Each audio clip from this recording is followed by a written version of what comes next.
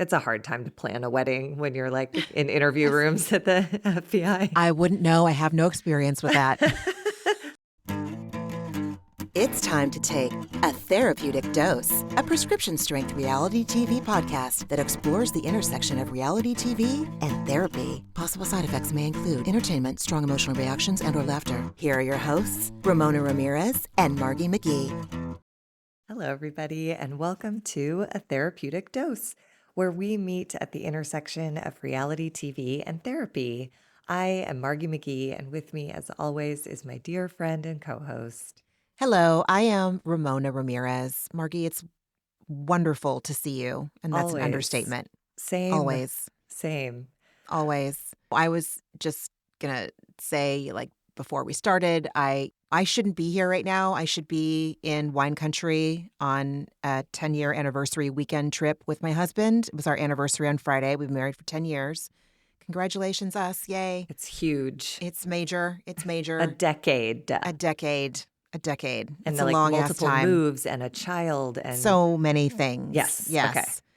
Obviously, I'm not away. The plans fell through, and it is very hard for me to not be feeling sorry for myself. It stirred up a lot of historical, what word am I looking for? like abandonment Hurts. stuff.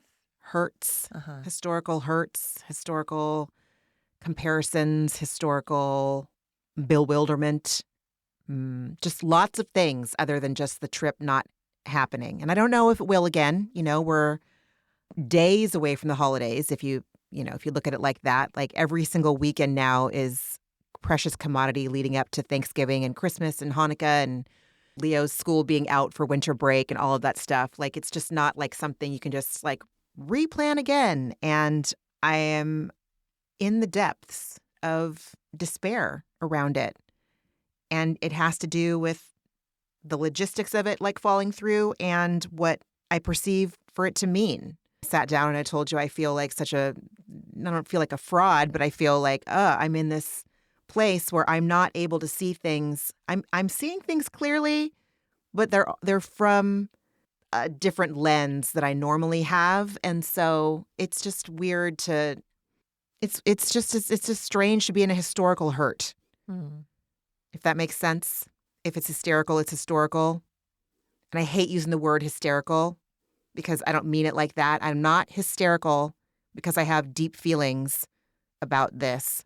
But that is a slogan that I heard mostly in Al-Anon. You know, if I'm having a really strong reaction to something, we often use to describe the women on this cast of Orange County, you know, especially in the beginning. I mean, it's the whole Of the genesis season. of this podcast is that Yeah. why am I reacting to Tamra Judge, who I've never met, won't meet, don't care about, does not affect my daily life? It's because it touches something in me that is unresolved and that I still Yes. have feelings about. Yes. And it informs potential work I have to do or Yep. just getting into acceptance about like what is, you know? Like some Yeah. things will always bother me and I don't have to fix that. I don't know. We'll see how life plays out, but I don't believe I was put on this. I get no inclination from the universe that I was put on this planet to be Buddha or the Dalai Lama or someone who just sits in a robe with their legs crossed and is still and fine with everything. Right. That doesn't Right. feel like my path. It just, I mean, I'm it's not- open to whatever. Put me on a mountaintop, God, and like bring me peace. Why not? But sometimes I think the mental health piece can be confused. I can confuse it with being like, if I am mentally healthy, that means I'm fixed. And that's not true. It's like, if I'm mentally healthy, it means I can identify that I'm having feelings and I can move through them without resorting to self-destructive behaviors as a distraction. I can just sit in the ultimate discomfort of disappointment or grief or anger or injustice and just show up anyway, which is what you're doing, which is exemplary. Because you were saying, like, I don't feel like I should be here. I'm not an example of mental health. And like, you absolutely are. You're experiencing feelings and showing up for your life also. True. I that was really hard for me to say true, but yes, in The imperfectly pregnant right, pause. mega True. pregnant pause. Yes. Okay. Yes. Look, I can't hear it She either when reluctantly I'm, agreed. But yeah. yes, I get it. I hear what you're saying. Yeah. Yeah.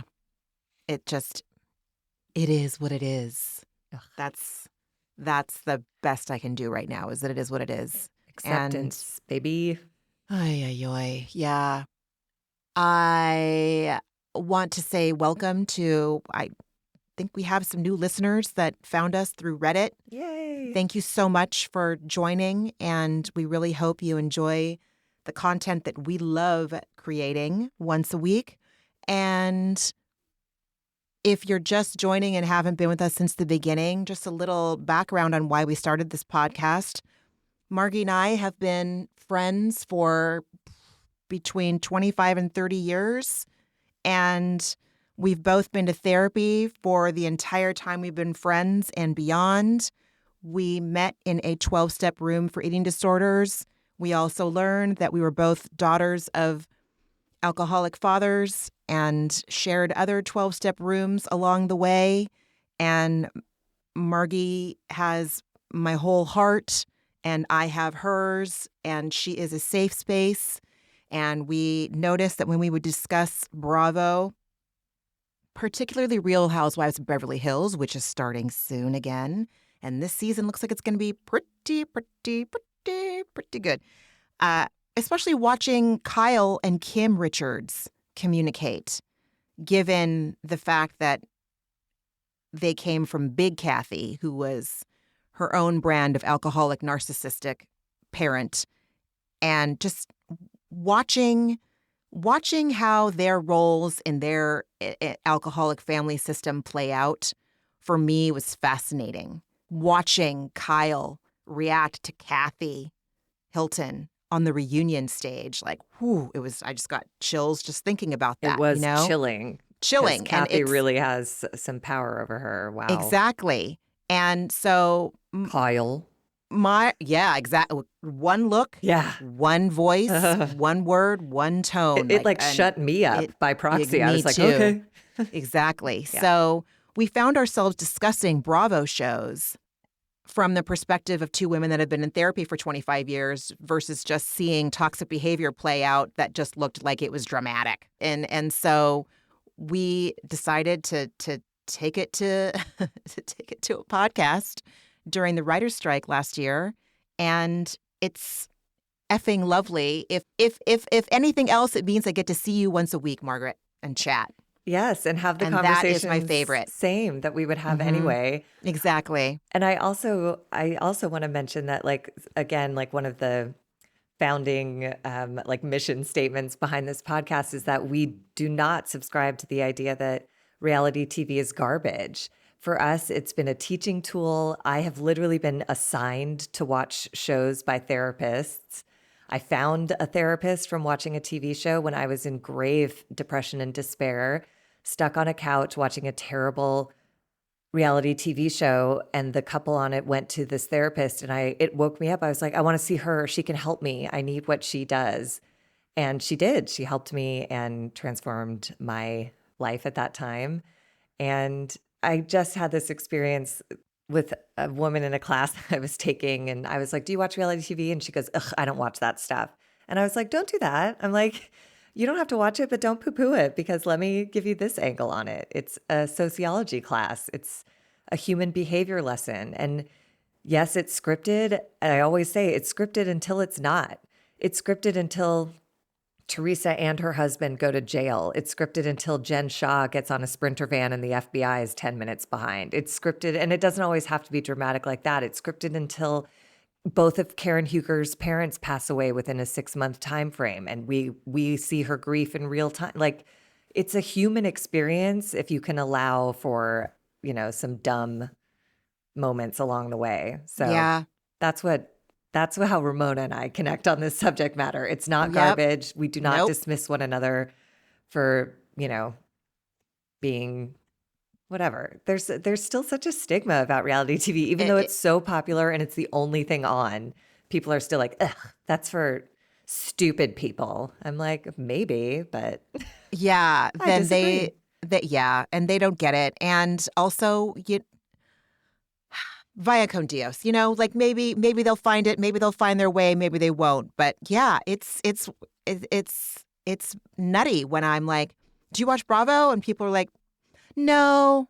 I'm all, oh, like it's such a part of my, what do I want to say? Like my pop culture experience. It's like but it's been a constant, Yes, it you know? has. I didn't watch any of the MTV ones. Like I didn't watch The Hills or was The Hills MTV or was that The Hills was the MTV, but CW? the Okay. original, The Real World, and then Road Rules, Oh, obviously and oh yes, then I always Into forget the about The Real Hills, World. and See? yeah. Yeah. You should be a historian. I'm not kidding. I I always mean, forget I about The loved Real it, World. But yeah, but I watched that. it's so interesting to hear you say that it's a constant because I feel like, talking about being raised in households that were just chaotic, circumstantially chaotic. I wonder if like something to grab onto, people to grab onto who like are are there season after season and don't really Yeah. change all that much. However, in this episode it does feel like people are tending to their mental health and it is changing how they behave, and the dynamics in these relationships on Orange County it feels like they're heading toward a tipping point, and I find it like very compelling. I do too. And again, if someone had told me that I would be a Jen Pedranti stan, I never would have believed them. When she first came on, I was just like, my eyes like sprained. I rolled them so hard at everything from the name of that woman's yoga studio to whatever. I was like, I can't with her. And yet every week she's the one who's saying what I personally need to hear. I And that is Yeah. humbling and incredible at the same time. I I love applaud Jen. her. I've loved her from the beginning, and I still love her because in this episode and last episode too, she's just all hero energy, but she's about to go home and get engaged to Ryan, who's like like not great, probably a mistake.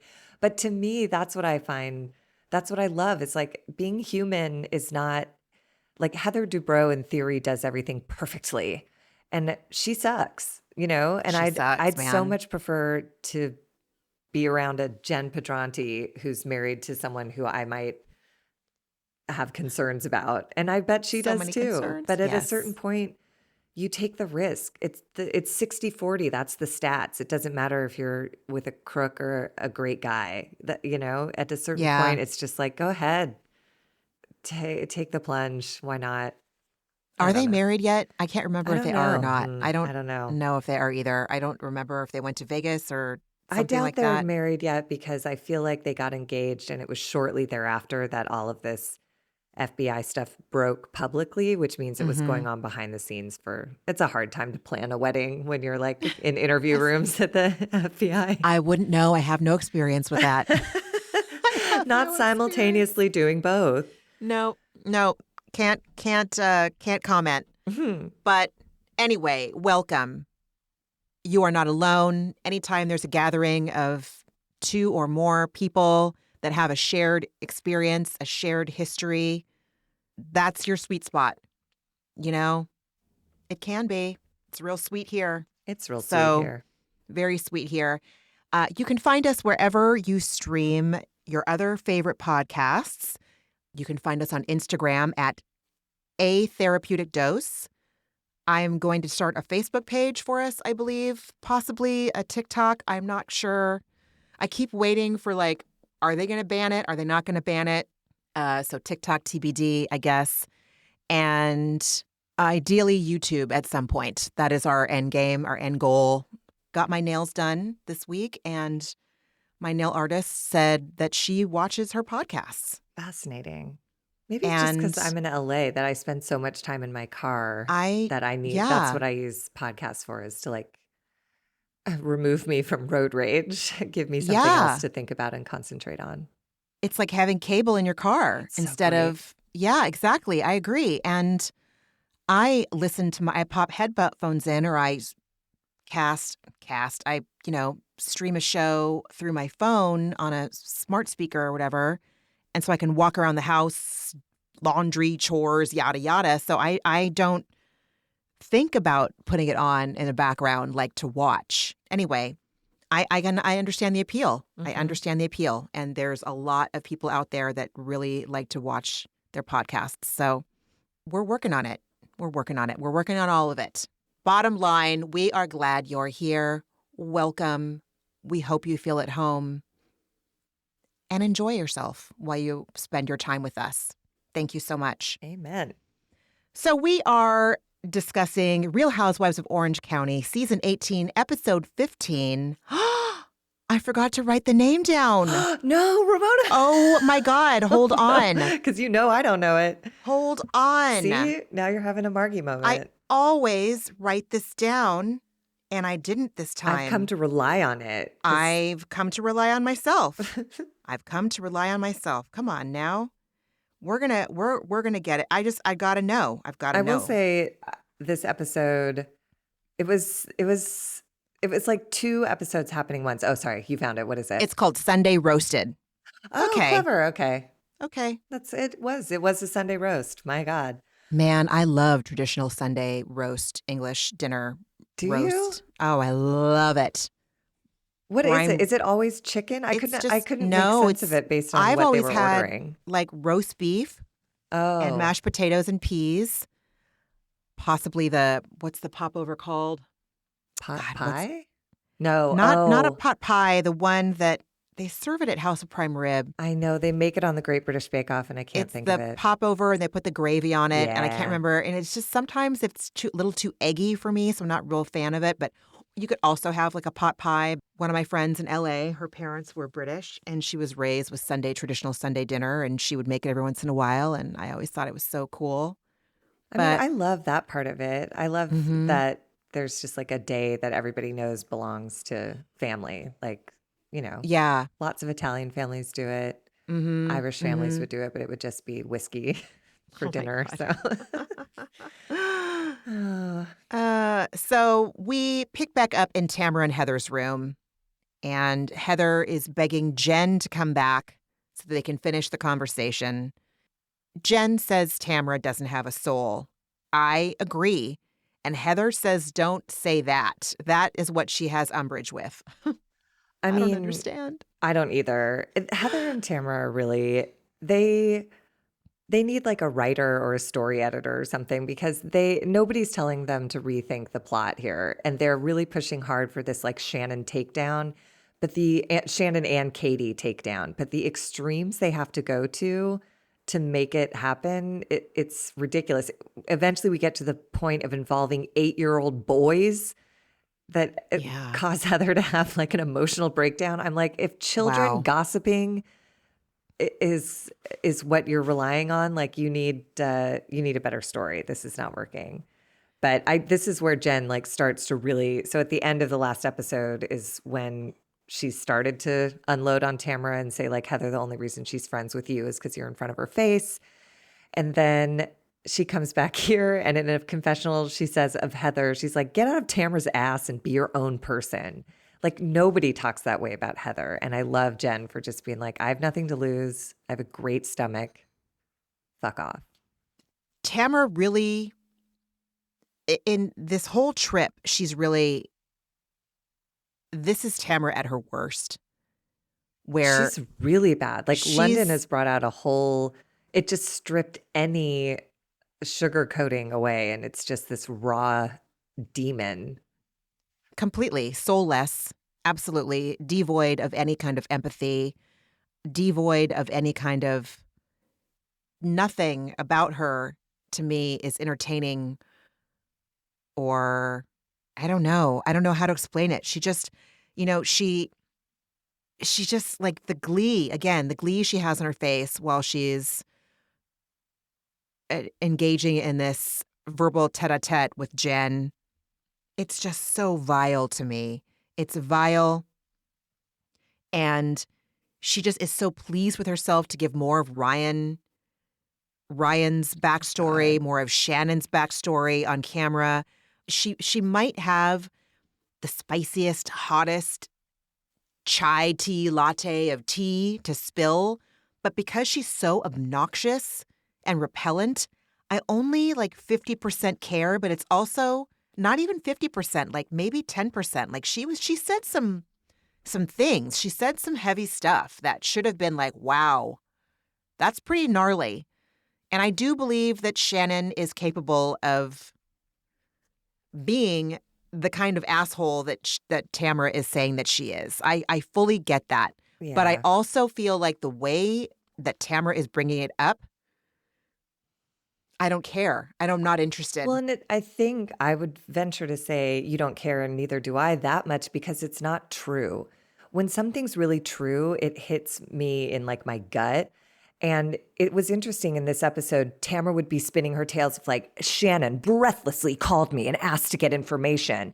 And then we see the text messages that's like, boy, I hope Jen knows who she's dating. It seems like this guy could be bad. It's like, Tamara, I feel like you've mischaracterized this. And same with Heather. When Heather was reporting to everyone, Shannon is certain without exception that John heard the accident. It's like, no. She reported to you, a friend called her and said, do you think John heard that? He's awfully close by. And that just broke Shannon's heart some more to consider that. She didn't say like, I mean, it's impossible that he didn't hear it. Like the two of them are creating this, like, talk about spin on these situations. Like nobody's great, but the way Tamara and Heather are choosing to deliver this information makes them seem really sinister. Incredibly sinister. Like It's dark.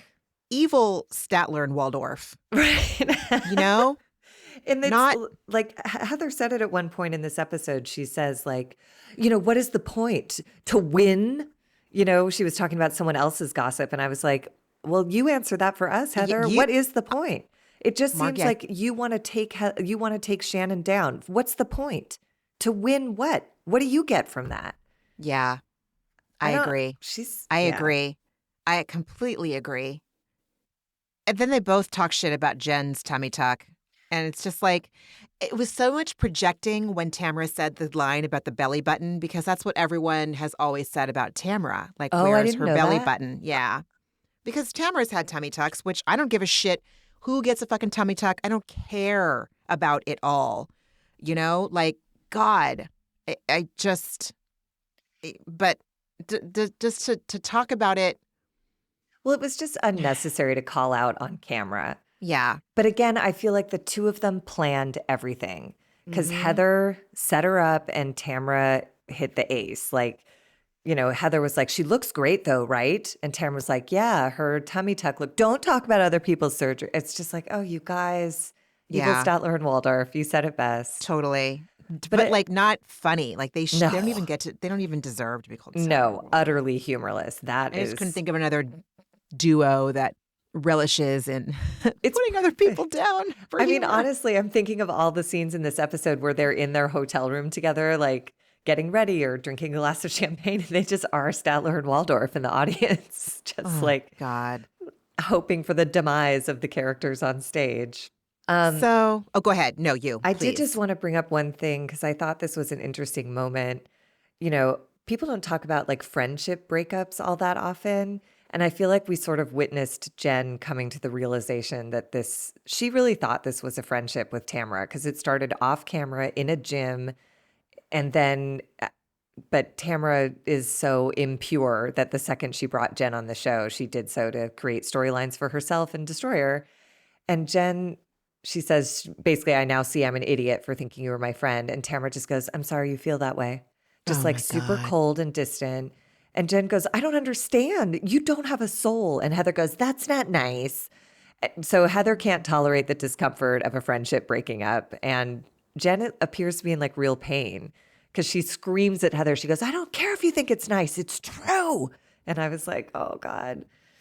And this is when Tamra says that, we had said we weren't in a good place. And Jen's like, that doesn't give you license to do like a back channel background check on my boyfriend. Like, you're crazy. Like the lengths that you take these agreements to is absurd. It's outrageous. It's terrifying. And Jen warned, she said, just be careful. Your mouth's gotten you in trouble before. Be careful what you say. And it just made me think of Tamra last week coming out on the autism spectrum and then 20 minutes later saying, oh, maybe not, I spoke too soon. It's like you're just a disaster with no guardian on your thoughts and words. Yeah. And yeah. Anyways. Yeah. I agree. I agree. My heart broke for Jen because I believed her. I think she believed in Tamara as a friend, and she kept thinking with each apology, this one she means, this one she means. And again, I'm projecting because I've done this 100 times in my life where I'm like, now they get it. They fucked up a few times, but now they can see that it's a bad look and this is how they're impacting our friendship.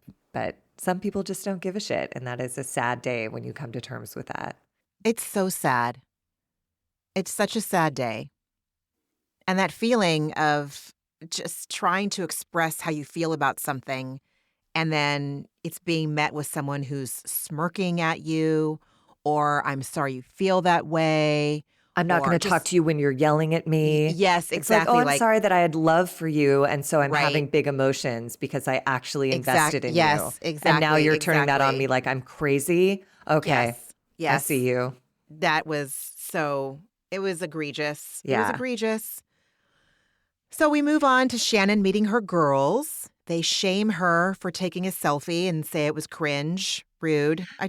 They're really college girls. I know, but I remember meeting my sister and I went to New York from our various colleges to meet up with my mom for Thanksgiving one year. And I had just the way these girls engaged with their mom. Like we did the same thing. We made fun of her. We tried to shock her with our behavior of like, we're doing it. We're college kids. And our poor mom was just like, okay, good to see you girls.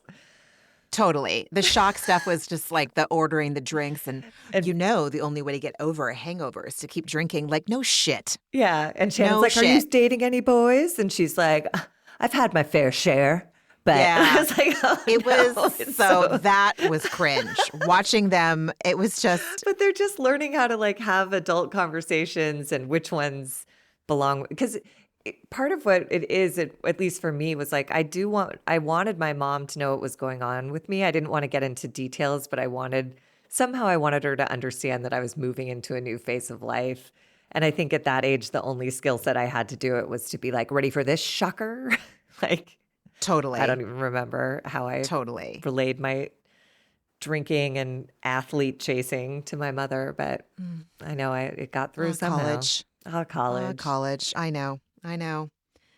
They refer to Tamra as a toxic friendship. I don't know which twin it was. I wish I knew which twin was which, but Stella's the one whose voice was gone. And I forgot the other girl's name. So Stella she did the same Shannon choppy hand movements that Shannon does. And I just thought that was so charming.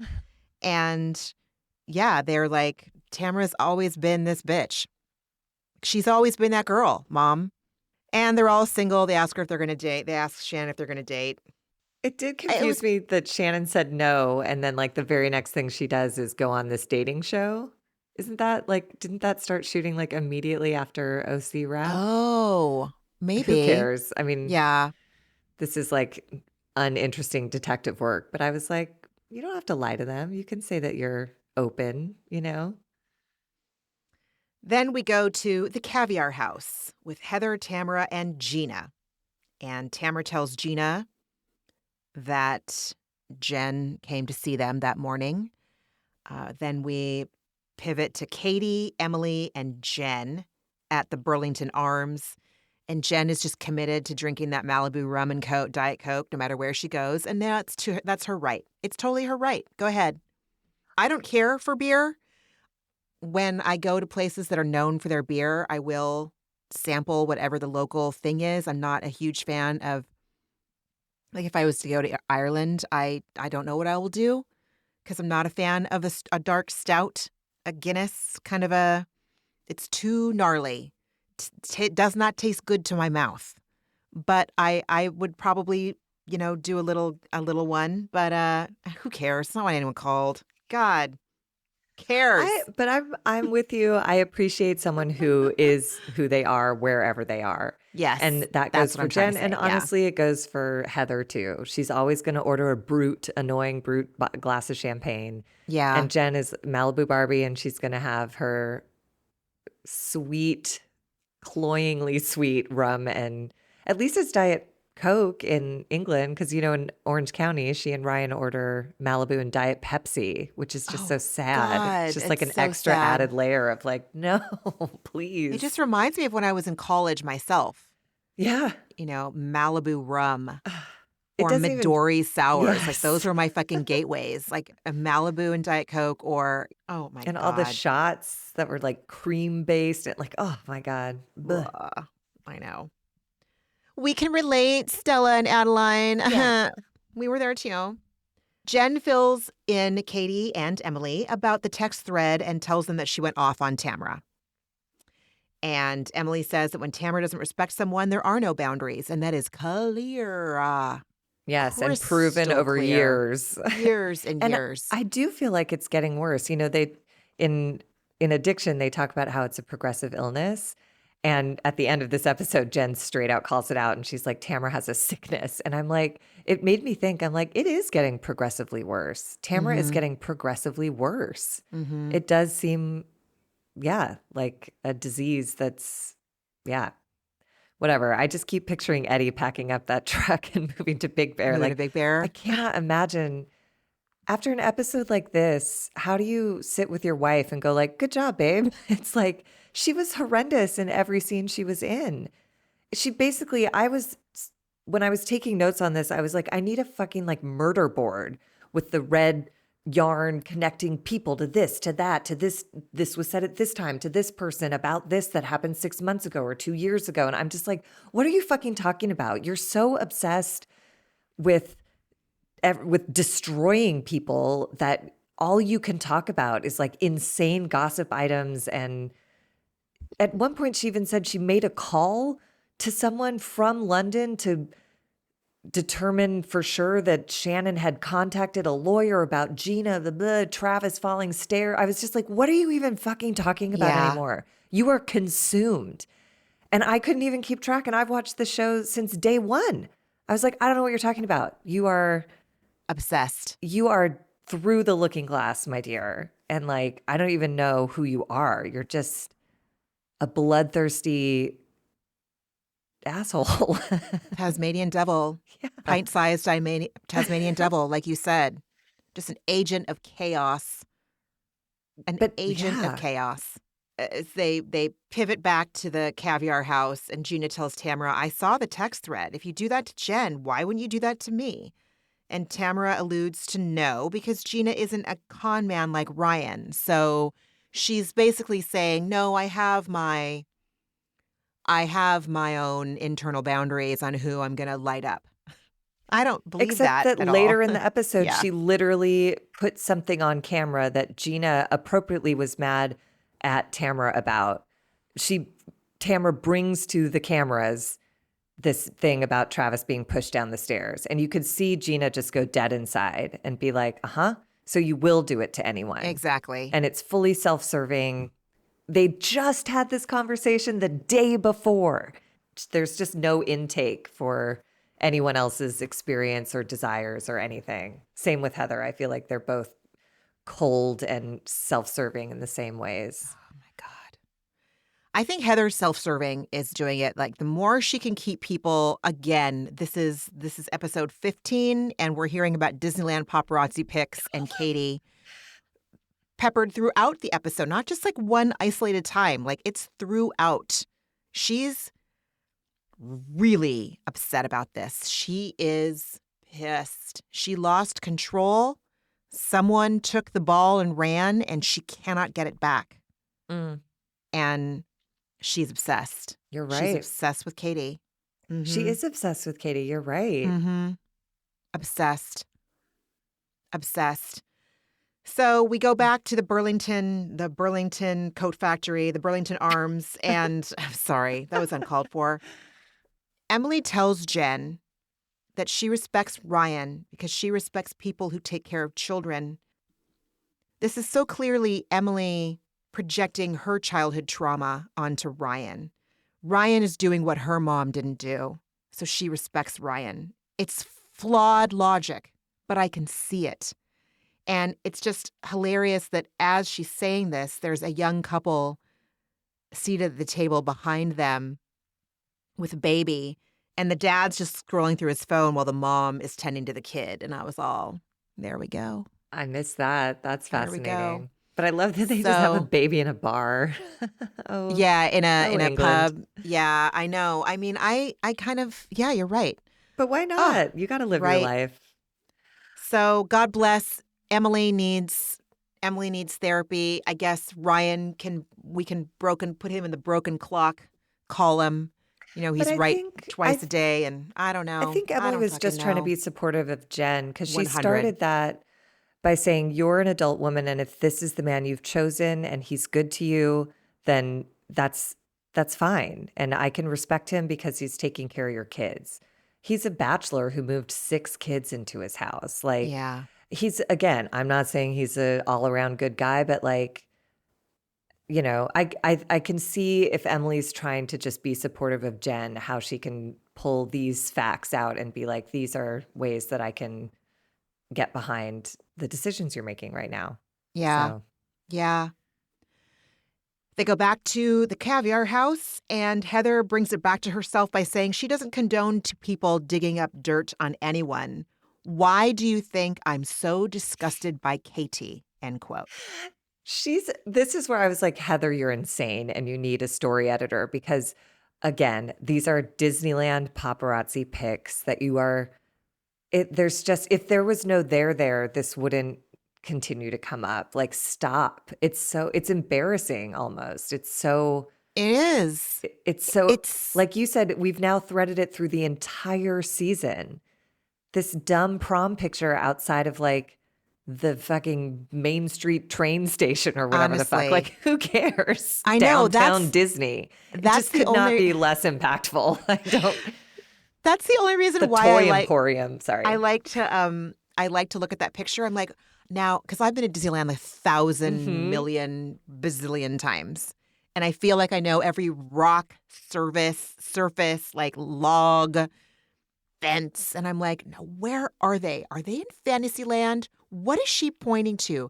Are they leaning against Big Thunder Railroad? Like, anyway, that's why I give a shit. But it's also like, it would be so funny. Oh my God, Margie, let's go to Disneyland and recreate that picture. Oh my God, I'm in. I'm going to look at their wardrobe sometime. And figure it out. Honestly, and let's do it. Yep. I keep meaning to like train for the Disneyland 5K or 10K, whatever the race is, because I'm like, I could do that. Like, even if I just ended up like walking, because I hate running. I fucking hate it with a mad passion. It hurts my body. I don't like it. But I would love to run through the Disneyland property. Like, that would be so rad. I wouldn't be bored. I think that's what I don't understand about you runners. How do you not get so fucking bored? I get so bored. It's a meditation. And it's like, it's a dopamine, like at the end of it. Yeah. It's not always, like there are some easy miles and then some terrible miles. But at the end, it just, oh my God, it feels so great at the end. I did the Disneyland half marathon, and I will say. Yeah, that's the one. Yes. But it's fun for like 20 minutes of the 2.5 hours, because you get to run through Angel Stadium, you get to round the bases, which is really fun. And then the rest of it is just like Orange County freeways until you wind up at the Magic Kingdom. And I was like, this is terrible. This is 2 hours of running on like, it was really sad. Oh but my God. It was a great medal. And they have all the characters out there. Like they had the green army sergeants from Toy Story going like, don't forget to stay hydrated. You know, like, it's that's so cute. It's really cute. Oh, we should do that. We should get it. We should. And then at the end, with our medals on, we can recreate the oh my God photo. I would love that. Amazing. Okay, it's a date. I need to get on that. After Heather says, "Why do you think I'm so disgusted by Katie?" Gina says, "I can't believe what a liar Katie is," and I'm just like, "Fuck, am I?"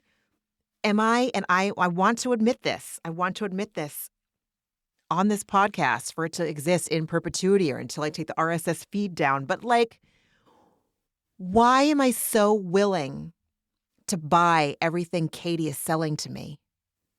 Is it It's because genuine.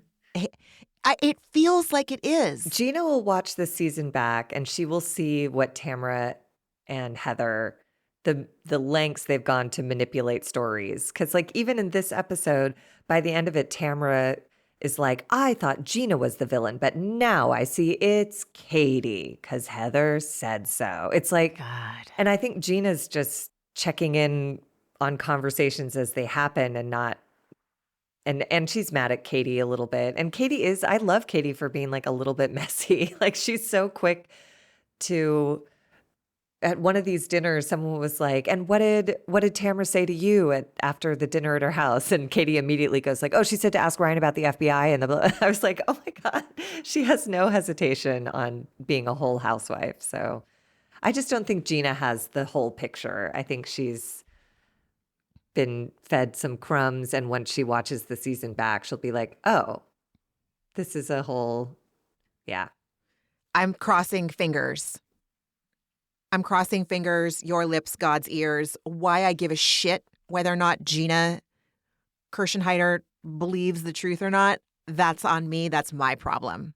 But like, I would in the vein of fair and justice, I really hope she sees it too. Me But too. whether or not that happens is TBD. Tamra tells Heather she has to tell her something. When they all went candle making, Kylie told Tamra that Emily's boys, Keller and Luke, said they don't like Heather because she's mean to our mom. She yells at her a lot, and our mom says Heather's bossy. And Tamra says there's something deceiving about her.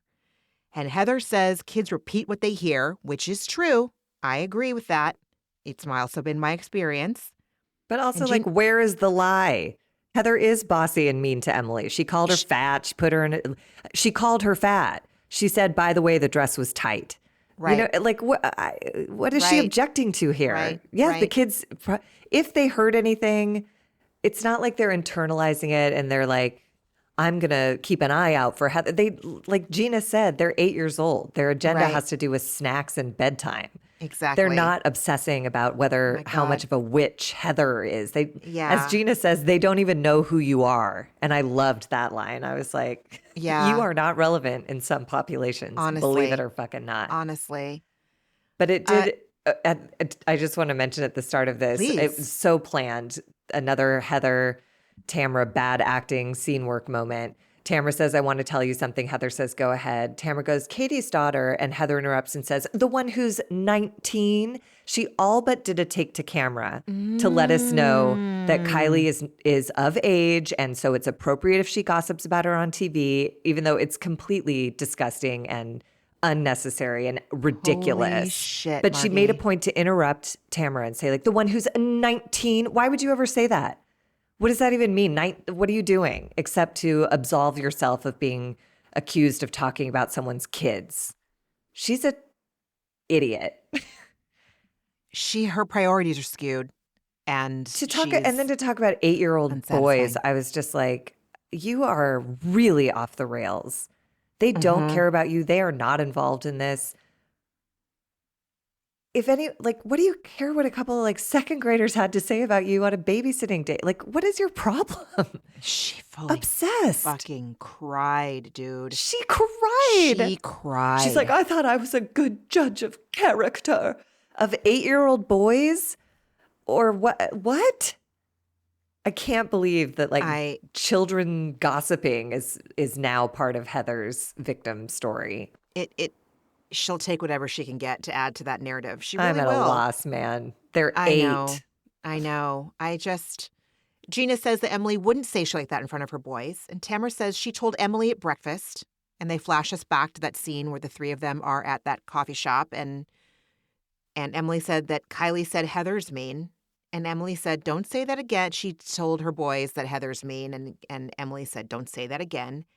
And again, yeah, Heather is in tears over this. And it's because she's crying because she's terrified that she can't control her story. That's exactly what she accuses Shannon of at the end. She's like, I see what you're doing. You're trying to control your narrative. I'm like, You spot it, you got it You much? spot it, you got it. Right. And by the way, all I'm hearing is that all of the kids concur that Heather sucks. Yeah. That's all I'm hearing. I'm not hearing anything about Emily being a bad person. Like, Heather is bossy. She is mean. Like, again, it's like if they were saying that she was like a rapist or something, I could understand the outrage. But they're literally saying what are truths about Heather's engagement with Emily. She's bossy. She's critical. Yeah. She's super unkind. critical. And the kids got it right as far as I can tell. So I don't know what Heather's crying about. I don't either. We go back to, in between the morning outings and dinner. Jen's on the phone with Ryan. She fills him in. He also says she has no soul. They looked at that as a bonding moment. Jinx, buy me a Coke. Okay. Buy me a Malibu and Diet Pepsi. Buy me a Malibu and Diet Pepsi. Holy shit. You're right. You're right.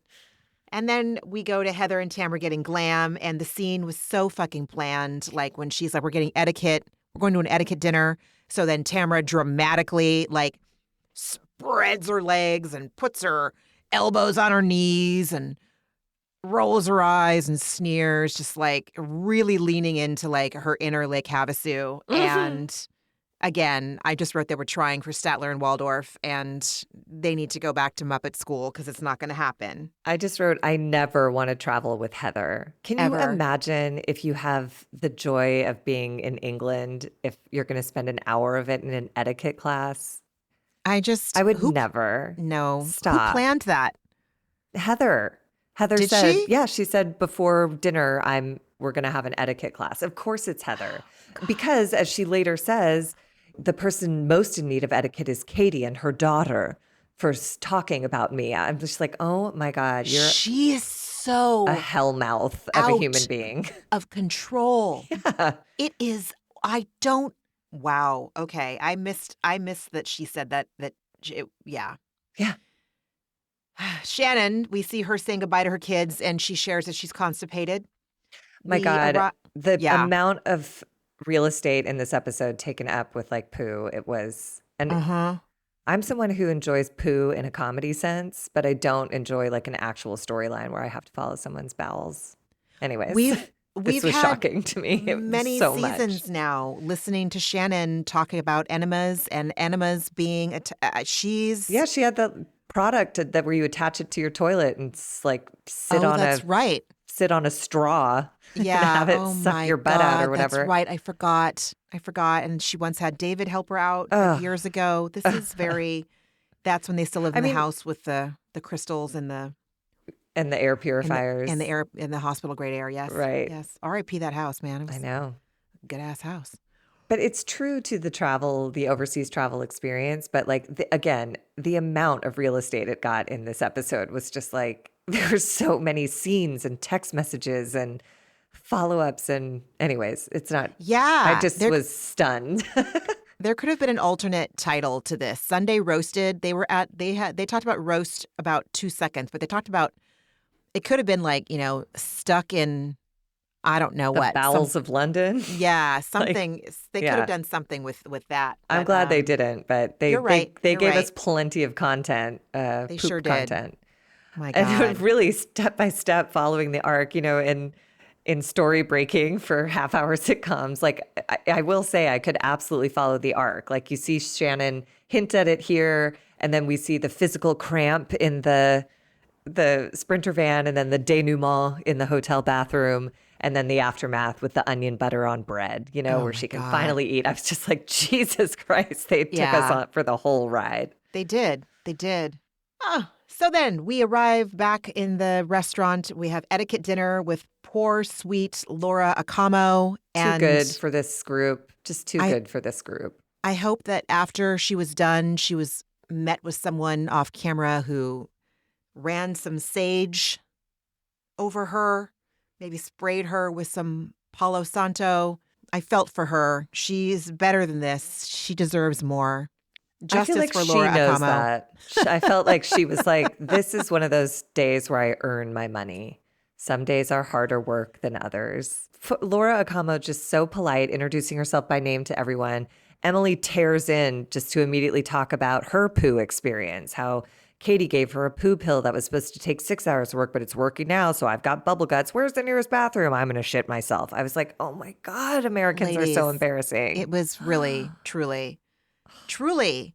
I mean, they talk about like the hooligans over there at the football games, but this was all the hooligans here were the Real Housewives of Orange County cast. Mm-hmm. Ladies. Anyway. Yeah, I wrote, apparently everyone's constipated. The napkin etiquette, flashback to Tamra throwing napkins. Again, that was set up like, Tamra, where do you like to put your napkin? Like, oh my God. You're right. The amount of self-production in this season, particularly, and in this episode, it's egregious. Well, this It's is where hella Heather egregious. says in her confessional, she tries to do it like light and funny. And she's like, Katie and her daughter need the most etiquette. They're, starved for etiquette because they're spreading lies. That's an etiquette no number one or whatever the fuck. And I was like, wow. And Lord knows Laura Acamo didn't touch on any of that. She gave us rules about bread and how to hold your silverware and posture and pointing and stuff. But anyways, it was ridiculous. It was so ridiculous. It was just like, Heather is parroting Ms. Acamo. They flash back to, Ms. Acamo talks about the posture and the chairs, which I actually found to be very good advice because I have to be really cognizant of my posture. If I don't, I get neck pain, and then the neck pain goes all the way down to my fucking hand. It hovers around my elbow and my wrist and my hand, and so I have to be alert about my posture. I don't care how it looks. It's just like I hurt if I'm slumping. My body starts to ache. I am middle-aged. There's the flashback to Emily falling off her chair. Heather's paying attention like she's actually going to be graded on this at the end and it'll go on her theoretical permanent record. I don't know. So bored. I appreciated the editors doing that sort of like fade editing because I was like, oh my God, this is so boring. Yeah. How dare Heather waste our time in England with an hour of, and also I have such a strong, again, if it's hysterical, it's historical. I have such a strong reaction to like these specific arbitrary manners. I lost my mind when she was like, you spread your butter on one piece of bread, but then you use your hands to tear it. I'm like, where's the logic in that? So this is all just bullshit. You just all agreed on a bunch of bullshit, but you're going to stare at me like I'm a bitch if I put more butter on my bread at a time than is acceptable. Like I can't, manners and stuff like that. It's like, that's how, we were raised to present perfectly. So I learned all of my manners. I knew exactly what to do at every table, what fork goes where. Don't put your elbows on the table. Sit up straight, napkin in your lap, blah, blah, blah. For what? To go home to like insanity? Yes. It's all presentation. It's nothing. When I left any dinner, whoever talked about me buttering my bread can go straight to hell. Like the royal family makes me crazy. Oh, you're not allowed to touch the queen or blah, blah, blah. It's like, why? Who cares? Why are you so fragile and special? You were born into this? Agreed. You didn't want it. I watched The Crown. You didn't want this. And now we have to bow down to your ass? Like, what are we all doing? I agree. It's nuts. I agree.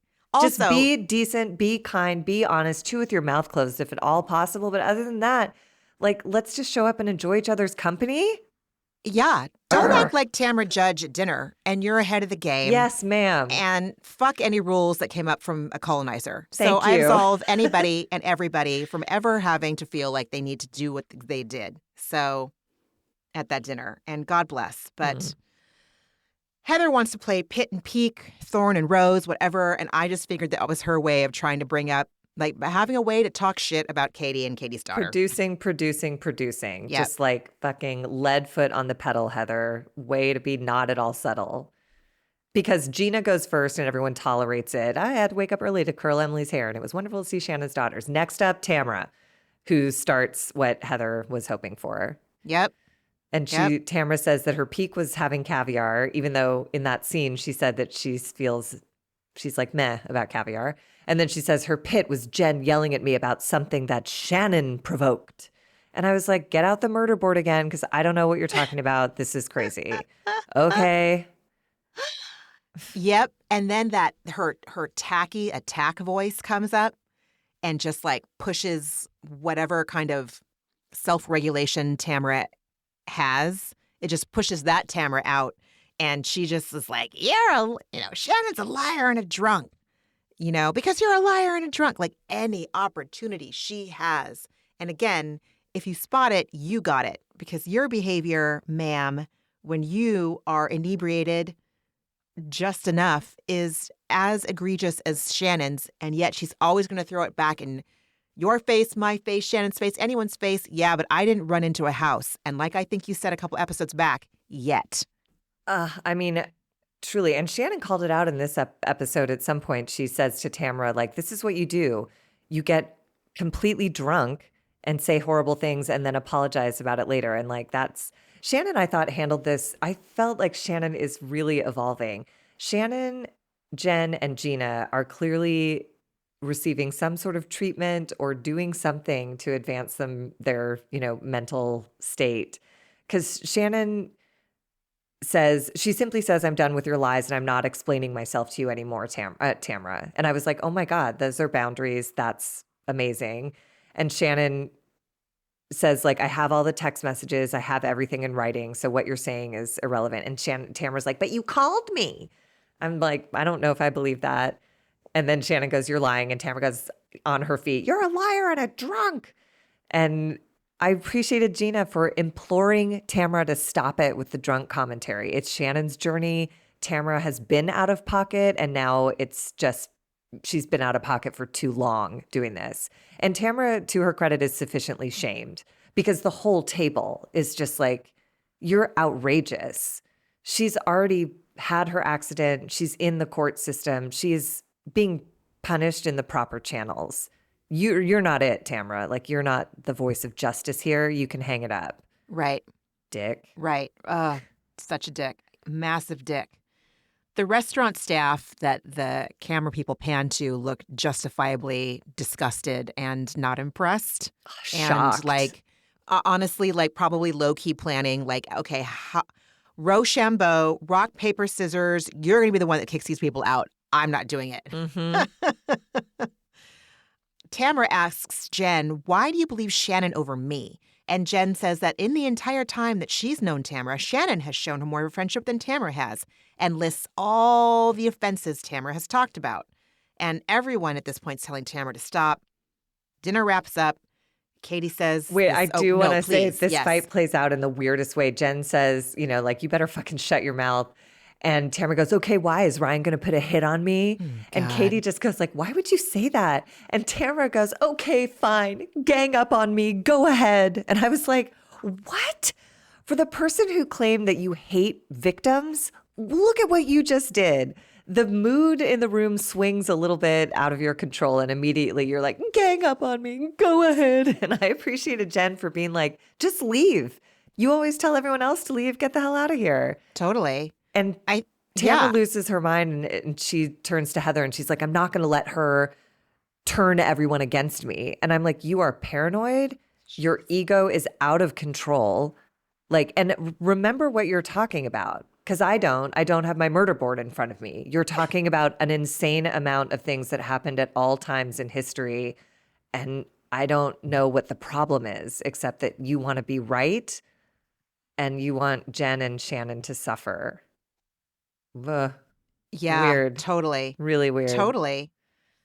Oh my gosh. Katie says that this group of women are not for the weak, and she's glad that Jen is her friend, and she's proud of her for finding her voice. I just can't reconcile that person with the person that Heather and Tamra think that Katie is. And I will be the first person to admit, like, when I'm proven wrong, I just don't buy it. I don't buy that Katie is a liar and trying to stir shit. I don't believe that her daughter is a liar. Oh God, that's just so not one little out of bit. line. Oh my God, so out of line. And I loved. There are some really lovely like female friendship moments in this episode, and this was one of them when Katie tells Jen, she's like, "You looked fucking hot standing up for yourself," and I was like, she did. There is something like incredibly like empowering and sexy and attractive about a woman just like being done taking shit. 100%. And I loved Katie for saying it with that language. And I don't know if you noticed how Jen received it. Like she smiled and she was like, you know, because I think Jen prides herself on being sexy, and I think she doesn't realize that being like a fully realized person with self-esteem is also sexy. It's not just your amazing stomach, you know? I can see that. I can see that. Yeah. Yeah. Gina, Shannon, and Emily discuss Travis's balls and express her gratitude for and Shannon expresses her gratitude for sticking up for her at dinner and just on the trip in general. And yeah, okay. And then we move back to Tamra and Heather having a glass of champagne, and Heather saying she can't stand Katie, but she's not going to bring it up anymore because there's kids involved. Oh, how altruistic of you, Heather. Even though you've already brought it up on camera Yeah, and and she's involved also two 8-year-old boys, you 100%. absolute psycho. She's lying through her And she straight claims, white teeth. Yeah. she claims she Oops. doesn't want to ruin Shannon's trip. So that's another reason she won't bring it up, even though she started the trip by bringing up a picture of Shannon's bloody face after a drunk driving accident. Anyways. Oh my God. And then Tamra, again, murder board time for me. Tamra claims that Shannon called her 6 months ago to look into Gina potentially having pushed Travis down the stairs. Oh my God, Like, Margie. I mean, honestly. and she's like, I don't want to tell Gina, but she should know that she's dancing with the devil here. So Shannon 6 months ago may or may not have asked for information about something that she never used. She never brought it up at the reunion. I'd never heard of this incident before. I did think about you as this storyline unfolds. Like, it does seem like that ex-wife was a motivating factor of separate households. And I stand by, you don't harm children because an adult is out of control. Like, it just Right. seems crazy. But Right. it does seem like, I mean, that's crazy. If she's telling people that Gina's like a push down the stairs is not, like, that's bad. That's real bad. Yes. I agree. I thought of you too. I thought of the both of us, like thinking like, you know, because we have been in the minority of people that have been uncool with Gina's decision to separate the families when the children have bonded for so many years living under the same roof, and then let's break them up. And I did get I got a new perspective when Gina started talking about the stuff that may have contributed to why she separated their families. I was like, okay, gosh, I don't know. I still feel like these poor traumatized kids. Yeah, my opinion hasn't changed. And mostly it's because Gina's been unclear. Because at the beginning of the season, she was like, we need more space. My kids need more space. That's why he's moving out. What's true? I don't know what's true. Yeah. You could have just said, like, we're going through some interpersonal stuff and we have to separate like this for that reason. But I also just don't think whatever the ex-wife is doing, she's not going to stop because they're in separate houses. The only thing that's going to stop is any sense of stability and security for the kids. Like, I just still don't love that happened. It I really don't either. still makes Not me at sad. all. Totally, completely. Taylor Armstrong's husband, John, did not agree to like look into this Says Tamra. info. Oh, I don't you're even right, know if you're right. Shannon like followed through or if it was You're just one of right. those things that like, ooh, we should look into that. You know, I just like, I don't know what's true, except that if Tamra said it, I'm inclined to believe it's a lie, or at least some sort of take on the truth that is advantageous to her. Totally. Ugh. The next morning, Shannon needs to shit or barf. She's not sure what, but she's got some stomach pains. The GI issues are continuing. She and her group exit their respective Sprinter vans so that she can do an enema. Heather, Tamara, and Emily go to Abbey Road to recreate the album cover, and a little bit of me died inside. A little bit of me died inside seeing them on Abbey Road recreating it. I grew up with the Beatles being played in my house like practically all day, every day. Like, that's my favorite Beatles album. And I don't get to gatekeep the fucking Beatles. I don't get to gatekeep Abbey Road. But when you can't even name all of the Beatles and that was quasi your generation, Tamra, like, I don't know. I just got mad. I got mad too for a different reason because I felt myself, I got like physically like pissed. And I'm not even like a huge like Beatles fanatic, but I know who they are. Like, and I got so mad that Tamara couldn't come up with their names and that she was flippant about it. And then I realized, I'm like, oh, this is connected to my election anxiety because there's this flippant nature about like how being stupid and not knowing things is fine. And I'm like, it's not fine. If you're going to do Abbey Road, like you ought to either, if you don't know who they are in the moment of doing Abbey Road, just pick up your phone and Google who was in the Beatles, you know? Right. Just give a shit about learning something. But everybody's just so flippant. It's almost like education is for losers. Like only nerds look up that shit. And I was just, but again, this is connected to a totally separate anxiety, which is fed through my fear of, you know, the red parts of California, which is Orange County. So I was like, these are the idiots that are causing the problems. Like, Oh, God. I know. Oh, God. It's just that anxiety, that election anxiety, we're days away, and it's present. It's palpable and present. And I hate that other people can relate to the level of anxiety I have around it. And I'm also grateful because it makes me feel like I'm not crazy to take this so personally. Like people are like grabbing other people by the lapels going, what are we going to do? What is going to happen to us? And it's real. It's real. Yeah. It is real. That's not what anybody called right now. So we do return to, go ahead. Yes, want to please. back up for a second because this was, although it's a disgusting storyline about poo, I will say this is like the female friendship trajectory that like really warmed my heart. So Shannon's in the Sprinter van having stomach pains and everybody immediately is present and someone in all earnestness goes, can you fart? You know, like trying to bring her relief. And someone else says, do you want a bucket to puke in? Do you want some fresh air? Shannon says she needs an enema and she goes, I'm so embarrassed. And Gina goes, don't be embarrassed. You're okay. And they walk her up to the room and Katie goes to get an enema kit. She immediately walks in and says, I got it. Do you want me to do it? She offers to stick a straw up Shannon's ass to bring her relief. And then they wait outside the bathroom door and cheer her victory over this pain. And to me, those are those moments where like, I don't know if boys do that as much, but women in a moment of need, they're just like, let's solve the problem. Everybody rally around. You're not a burden. We have a solution. We are here for you while you work it out. And we celebrate your win on the other side. I just loved it. I thought was really lovely. No one was like, this is gross, or nobody was creeped out. They were just like, we got you. Let's go. We'll figure this out. You're totally right.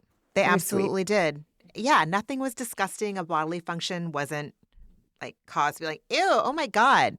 I don't know if Tamra or Heather would have offered to help. They would have, but then on the other side of it, they would have been like, can you believe how gross Shannon is? Maybe don't eat so much red meat, you fucking like, you know, they would have found a way to make it her fault. Totally. But these ladies just set aside everything that was on their plate for the day and they were like, Shannon needs help. Let's help Shannon. And they did. And it was lovely, starting from can you fart to applause after unload. So I let me ask you this. Shannon has now administered multiple enemas on camera in the history of her time being a cast member on this show. And I'm not saying that enemas are a cause for speculation on eating disorders. It just seems like there's just Shannon has, and I say this as someone with eating disorders in my past, like it just was something that I wondered, I projected. Like there was just a lot of, you know, we know that she's had body issues and she's had a lot of judgment around food and what food she's eaten and a lot of policing of her food done by herself and other people, namely her ex-husband. And it's like, it was just a thought I had, like, there's lots of, I don't know. But I do feel like she's on Ozempic or one of those now. And I also... One of the GLPs. Yes, I understand that constipation is a factor in those as well, or some people have that. So I wonder... but I do, I think she's always struggled with weight and body image and all that stuff. And lots of people abuse enemas and diuretics and laxatives and all that stuff. So, yeah. But anyway. I think in this instance, this seemed like a real traveler's backup problem. Sure. And it was just like, this has got to be resolved or she's going to be in a hospital. Like, why is traveling, why does it do that to you? You just gotta hydrate, man. I don't know why it does. But like, God, it's egregious. It is. And I think it's like the time change must throw off some sort of circadian rhythm that your body is used to following, and then everything just goes to hell. And Oy. I don't know. I But mean, it was not unique to Shannon this trip, so my God, no, everybody was talking about it. But I appreciated those ladies for just like jumping into action without any question and just supporting their friend so she could feel well. totally, totally. We pivot back to I believe at this point, the women, Heather, Emily, and Tamra, are now feeding swans. They are eating donuts on a bench next to where the swans are. And Emily asks Heather about the kid conversation, with Luke and Keller, her 8-year-old sons. And Tamra tells Heather and Emily about Travis and Gina and John and Taylor. And Emily tells Tamra, you need to tell Gina about this right now. I'm exhausted. I am too, but I appreciated Emily here also having a moment of clarity about Heather, where she said, I was going to let this go. I wasn't going to bring this up because it's related to one 19-year-old and two 8-year-olds. Like, this is absurd. And she tells Heather, I'm pissed because you're talking about my kids. You're calling me a shitty parent. You're throwing my boys under the bus, and you're putting me in a position to have a problem with you. And I was like, ooh, Emily, there's some lawyery wording for you, and I loved it. Oh, And I Heather love it when she gets immediately, lawyery, yeah. me too. Heather immediately passes the buck to Katie and somehow tries to say like, well, this was obviously a manipulation on Katie's behalf to try and make me seem like a bad person. I'm like, what? Again, murder board. Like, how is it that two 8-year-olds became part of Katie's master plan to make you, like, what are you fucking talking about? Yeah. Stop it. Yeah. Oh my God. Agreed. Go buy another mall and get yourself busy doing anything else because this is Right. embarrassing. Oh, Anyways. God. Go have another party where it's branded and Ugh, boring. SpawnCon and and gelatinous espresso martini toppers. Everybody can't wait to leave so they can relax and actually have fun. Those parties are the worst.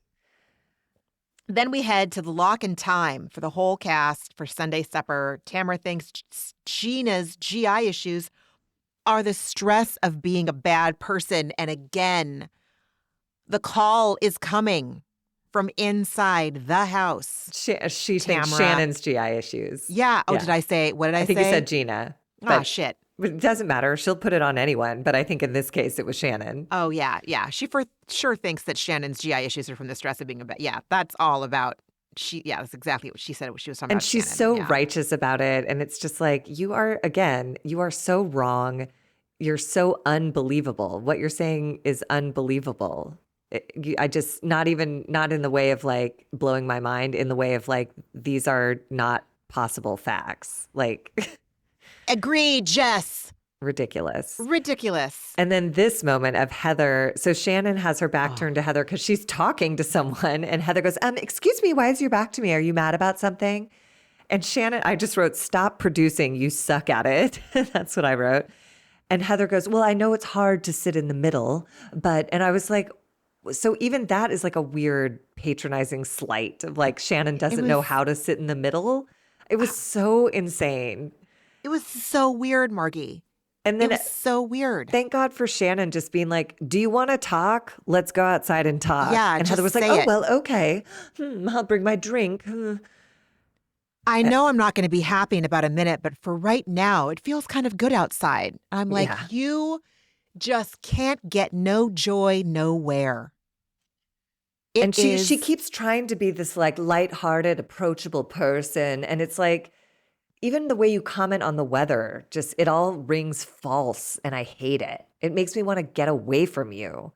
Oh. And Shannon seemed to feel the same way. Like Shannon really did a great job with this conversation because Heather was just yelling and over talking and denying Shannon's experience. Completely. And Shannon simply breaks it down and is like, I regret confiding in you. And Heather half-ass apologizes saying, well, I apologize for breaking your trust.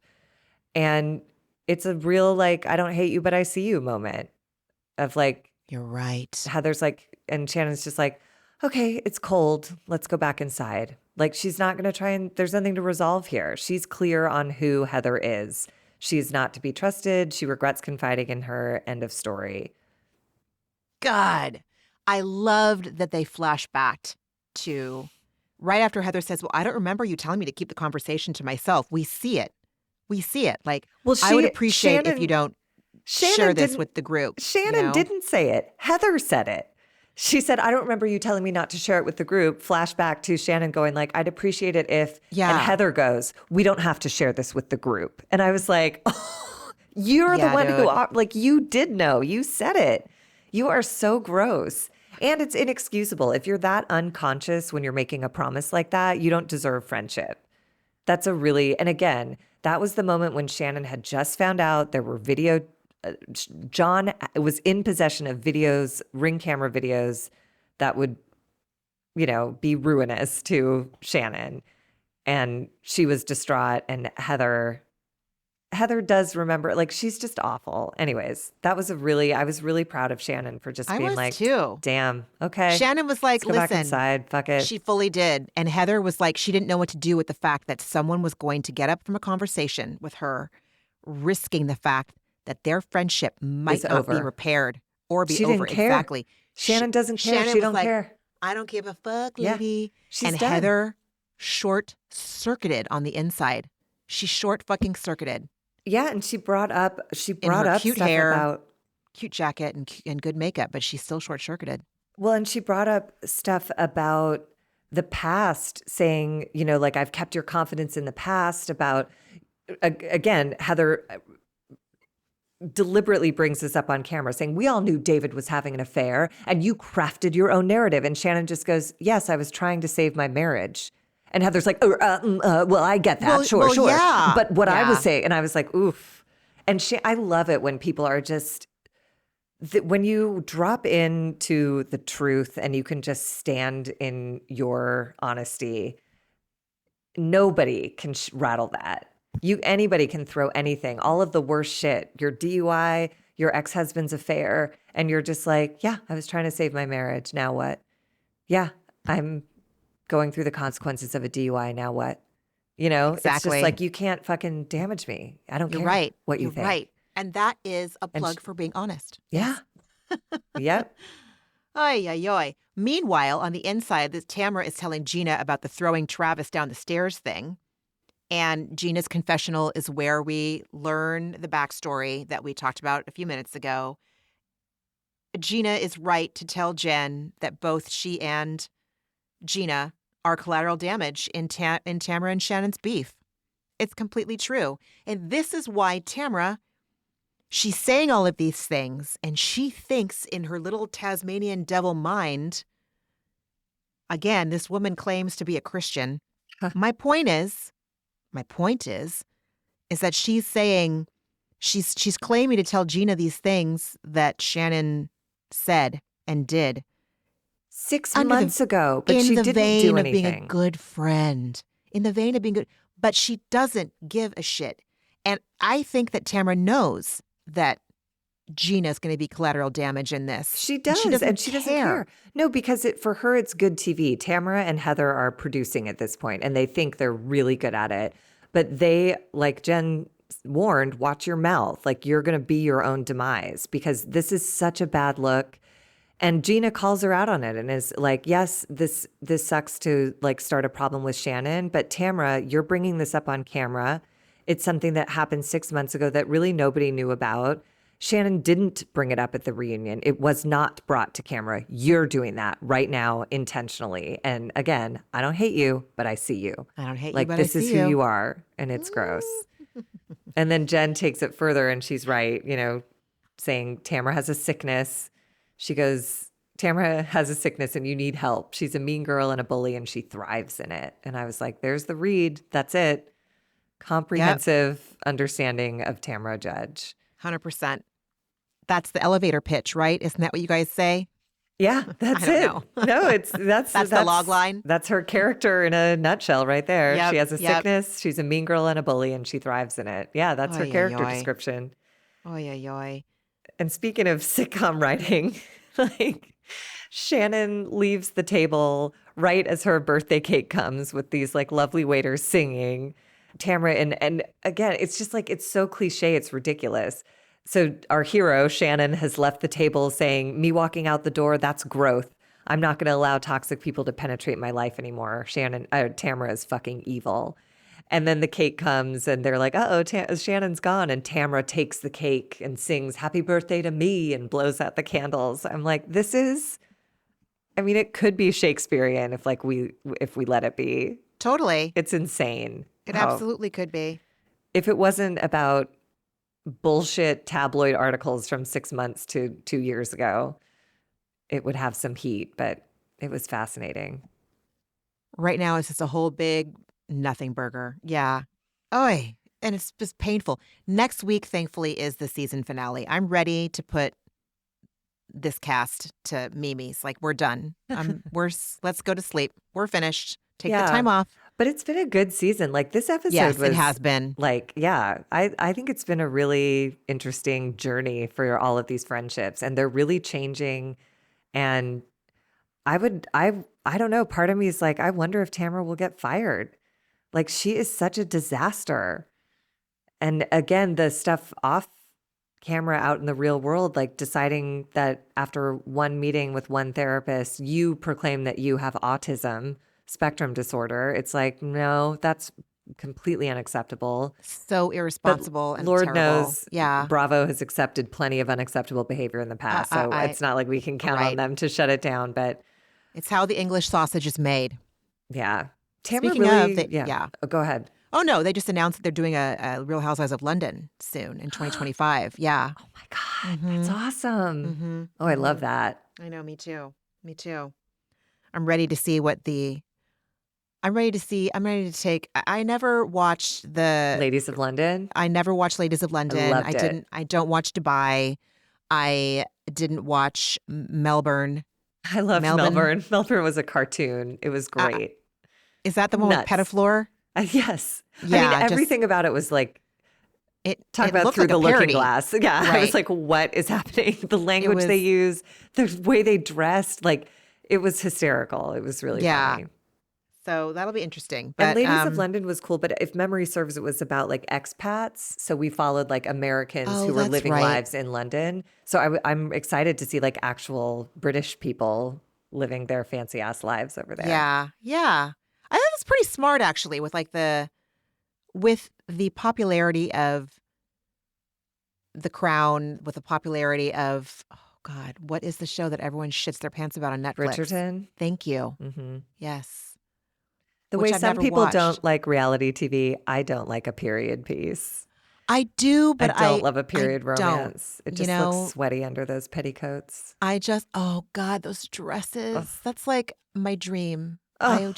I would love to, oh yeah, I would corset my shit up. 4 hours to get dressed every morning. Don't care. Oh, God bless you.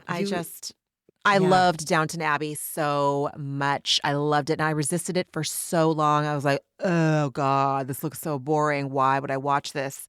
It was when we were working for Obama. And I remember not having anything to watch, and I put it on, and I like grabbed my friend at work the next day. I'm like, oh my God, you were right. This is insane. This is so good. And I was so invested and like just watched everything I could, then got caught up and had to wait like everybody else and cried when certain people died on the cat.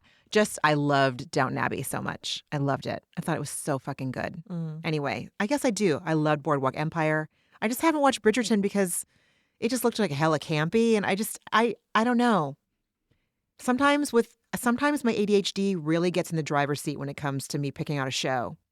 Same. And I feel like if I'm going to get, that's why I resisted Downton for so long. It just like I was going to get locked into costumes and sets that I wasn't going to be able to escape. And not that anything bad would happen to me there, but just like, was I going to get bored? Was I going to get bored? So, but I really want to watch the Diana season on The Crown. I can vouch for it. As someone with ADHD, you can get through it. It's really compelling. The acting's amazing. I think she won an Emmy or a Golden Globe or something. Yeah. She's terrific. Yeah. So, because I remember like all of Diana. I being was a just going to princess and say, all. part of it is, I think, for people of our generation who were in like formative years of growth during Diana's Yeah, presence in the monarchy, like it's a it's a period piece, but it's also just like a flashback, you know? completely. Like it's fascinating. I'll never It was good. forget where I was or Oh, the day when we found out that she passed. And it was like, this isn't, it was the same feeling that like when the news about Kobe broke. yeah. Like this isn't happened to them.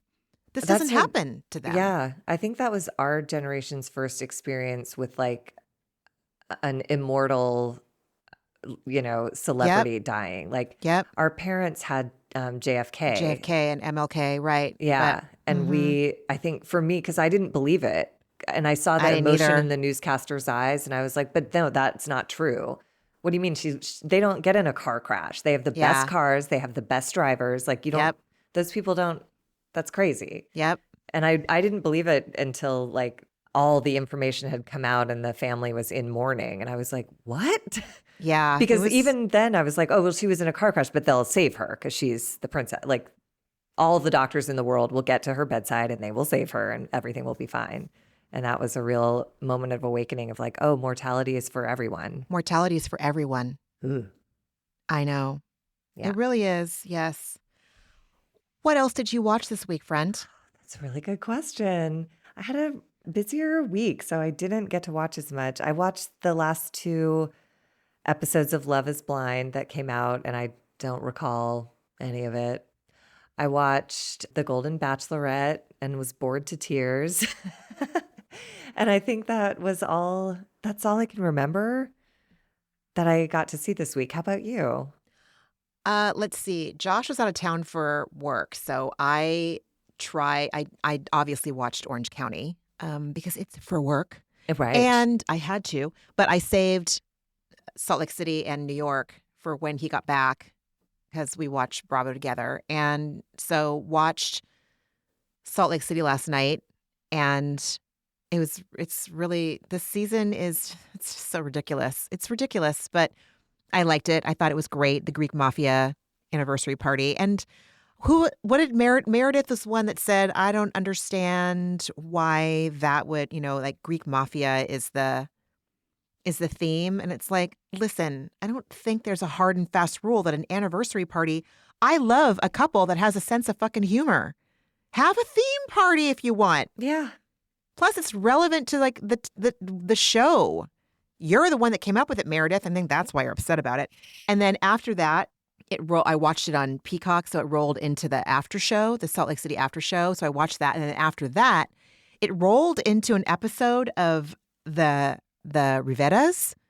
Jenny Oh, yeah. Rivera's kids have a reality show, and so I watched it. It was very reminiscent to me of like early episodes of the Osbournes, or I did not watch the Kardashians because I could not stomach it. But like if I was at someone's house and it was on in the background, it reminded me of like that era of reality TV, like at the Mhm. very, very beginning though. It was interesting. And again, like hearing some of the accents made me sad, Mm. you know, just reminds me of half my family. And then I am a member of Danny Pellegrino's Patreon, and he recaps Sex in the City. And so I have been loosely watching Sex in the City reruns for like the millionth fucking time because I like to stay current so that I can understand everything he says about the episode that he's recapping. And it's a comfort show. And in the last few days, I needed that. Like when I found out that we weren't going to be able to go out of town this weekend, I was like, so just some Sex and the City reruns. That's it. Yeah. Yep. And what was your antidepressant? My antidepressant. Hmm. This time of year, I'm not like a big like Halloween person, but there's some things about it that I really love. One of them is putting my dog in outfits. It just makes me Oh, laugh so yeah. hard. It's so stupid, but she does 11 outfits leading into Halloween day, and she's annoyed in the costumes, but like there's something about like being on the floor with her and like I don't know. It's just like a nice little bonding thing. I love my dog very much. She's the cutest. And the other part of the season that I love, yesterday was the Dia de los Muertos celebration at the Hollywood Forever Cemetery. Oh, yeah. And it's basically just like installation art, these huge ofrendas, and they're so personal to the people who've passed. And it's all the foods they loved and the music they loved and the activities they loved as enacted by skeletons, dressed or undressed. It's just like, and one of them had this huge arch of marigolds with all these skeletons like marching off into the evermore. And it was like, it's just all so moving and beautiful, and with some, loss in mind this year. It was extra nice just to like have that sensation of like the veil is thin, the living and the dead commune. It's just it's a different energy. It's neither created nor destroyed. So they're here somewhere. It's just about like being present to experiencing them in their new form, So it's so beautiful. I love that event. I go with my friend who I just adore, my Irish friend, who's also like not afraid to talk about death or cry about death or, and has experienced a lot of loss, and it's just part of her story. It's not anything that, I don't know. It's just it's a lovely event, and it's a lovely sense of community. Everybody there is to celebrate people who they love and lost, Yeah. but still find and feel connection with. So, and my final one is, did you see Michelle Obama's speech in Kalamazoo, Michigan, where she has hit her limit, and I love her. Talk about a beacon of honesty. She was just like, you guys, this man is exhibiting signs of dementia. He's convicted of sexual assault. He has felony convictions around money. On January 6th, he said of the vice president whose life was under threat, I don't care. Guys, this sucks. And everybody's looking at Kamala and picking apart what she said at interviews that he won't even be bothered to show up for. I can't with it. And I was just like, she's amazing. I do. So it's well worth watching that clip if you haven't seen it yet. It's just, she's she's good. And I know she never wanted to be in a political sphere, but sometimes it's that whole thing of a calling where the world's greatest need and your greatest talents converge. Michelle Obama was called for moments like this. A week before the election, 10 days before the election, she has put together one of the most compelling speeches about the opposition, about reproductive rights. She talks about how women's reproductive rights affect men, because we'll die, guys. The people you love are going to die, and some already have. And the people you love are going to go to jail because they performed an ectopic, because they performed a procedure to help with an ectopic, whatever. Yeah. She's like, this is an everyone problem. It's not just for the ladies. Anyways. I agree. She's phenomenal. 100%. She is great. She is phenomenal. I read about the speech, but I didn't see it. But yes, she is, you're right. She was called. Yeah, man. The woman gives me chills when she speaks. Yeah. She's exceptional. Exceptional, especially now that she's no longer like the first Same with lady. Obama. Oh my God. He is so loose. He's all rapping Eminem and like. That man that night. Oh, I loved it. It was amazing. Oh, Eminem though, come on with the black beard dye. Like, it doesn't have to be that gnarly. He's like in a goth era. He's sober. It's fine. He has a grandbaby. Right. He's a grandpa. I know he is. It's so crazy. It's so crazy. What the hell? I don't know. Oy, oy, oy. How about you? What was your antidepressant? I'm feeling real sorry for myself right now. This podcast, for sure, the support we got from when I shared about the podcast on Reddit, for sure, was one.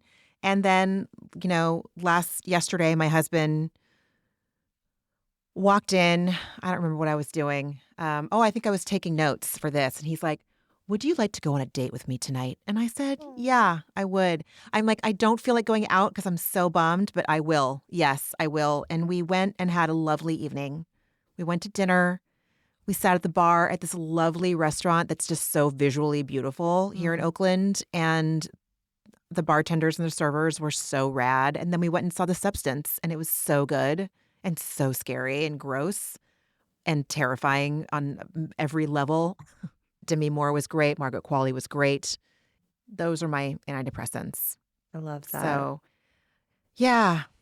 Yeah. And my kid was sick. He was homesick this week. He came home on Wednesday with a sore throat and he barfed all night. And just like, I feel so bad for him, but like we get to snuggle for hour upon hours and hours and hours when he's sick. And Josh was out of town. So it was just me and my little dude. And just getting to take care of him is really lovely. So I won't feel like this forever. I'm just deeply disappointed on a lot of levels right now. Yeah. So anyway, that brings us to the end of our episode. Thank you so much for listening. Margie, do you want to share where people can find you and your hilariously adorable dog in costumes? She's on TikTok at Evelyn_wears_outfits. Evelyn wears outfits. It's just, 20 seconds at a time of dumb fun of a dog in a cute costume. She's real set cute. to music. She's real cute. It's Yeah. cute. Yeah. Thank you so much for listening. We'll be back next week to discuss the season finale. I can't believe it. Of season We're 18 ready. of Orange County. We made it. Yeah.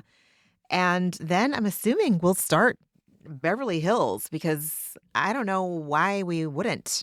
It's the mothership for us. It is. It's the mothership for us. Yeah, for sure.